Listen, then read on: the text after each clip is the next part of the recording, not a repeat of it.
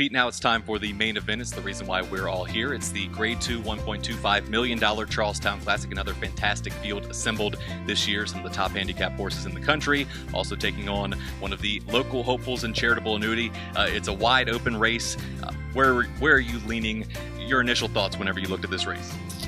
Well, to me, number 9, Paige McKinney, literally jumped off the page. I mean, this horse is in career form. He's won 5 out of his last 6 races, last 4 in a row.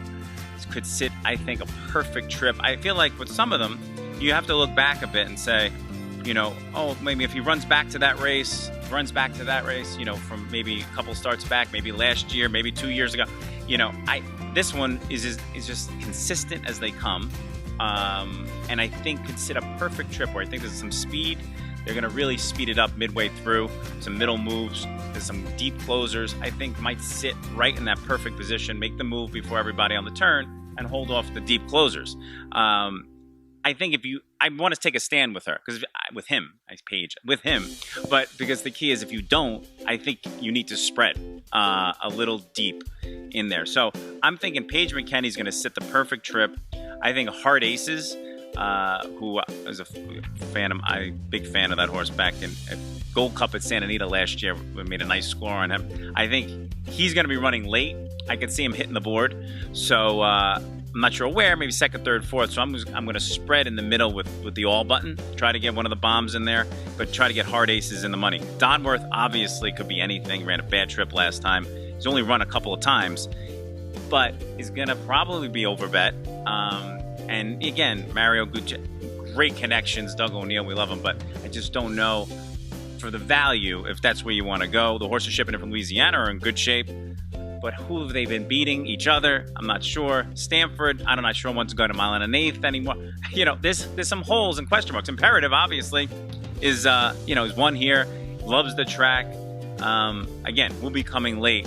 But I just think Paige is going to sit that trip. I could see it. You envision it sometimes? I think I see it. What do you think?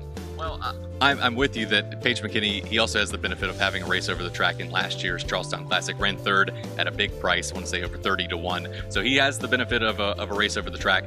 I tended to lean towards Imperative. I think that he's a horse that, for whatever reason, just seems to love Charlestown. If there were more $1 million races here, I think he'd be based here because the horse just seems to love Charlestown. Hasn't been running bad races out in California. I know his race against Opportunity 2 races back, I believe it was in the San Antonio.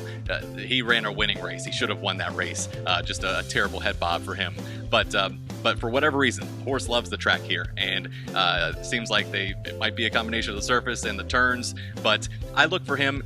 Both years that he's run, 1 year that he won, last year ran 2nd, he makes a pretty big move going around that clubhouse turn, and with about a half a mile to go, really gets himself into contention. And so I think that he works himself into that trip. I think that Donworth, we touched on him, he is going to be overbet, and this is one area where I envy you, because I am a little bit more of a chalk leaner at this point in my young handicapping career. So as much as I don't like taking the shorter price on him, I think that Doug O'Neill is going to let him run. Mario Gutierrez is going to let him roll out of the gate, and I think that it could be he and Stanford early on. We mentioned maybe Sonny inspired stretching out here, but just the unknown of just how good this horse is. They paid $1 million for him at sale. He's obviously had a lot of buzz before that. I think I'm actually just going too deep here. That would be 4 or 5 for me, Donworth and Imperative. So I do think that Paige McKinney, he's not one that I would be leaving off of my exotic tickets, because the horse he's, like you said, in his career form, and he never runs a bad race. No, and that's the key. And you're going to get I think he'll drift. You may get 8, 10, 12 to 1, because the California horses are coming in with that fancy form, and people remember Imperative, of course. Of course, you got Pletcher with Stanford, and then Mike Maker shipping in, International Star, who won the Louisiana Derby last year. So a lot of name horses that people recognize are going to get play. Paige McKinney underneath the radar a little bit, but I'm looking forward to it. It's going to be quite a stretch run. It absolutely is. One thing to keep an eye on, we both may be taking a stand against Stanford, but he seems like he's a horse that, like you said, doesn't love a mile and an eighth, won't love a mile and an eighth, but he might benefit from the short stretch here at Charlestown. Just a furlong stretch here, as opposed to the longer stretches he's been running on in Louisiana down at Gulfstream Park. So one to keep an eye on. But like you said, probably when they see Castellano, they see Pletcher, the price is going to be short. Exactly. Well, I'm looking forward to it. I am as well. I think that it's, again, whichever way you decide to go, there's definitely a lot of opportunity here in the $100,000 guaranteed all stakes pick 4. I'm in agreement with you. I do think that won't have to worry about that guarantee. I think it's going to be a very, very nice pool. Again, all eyes on Charlestown, which is not something that you get to say every day here. So we're very proud to have that.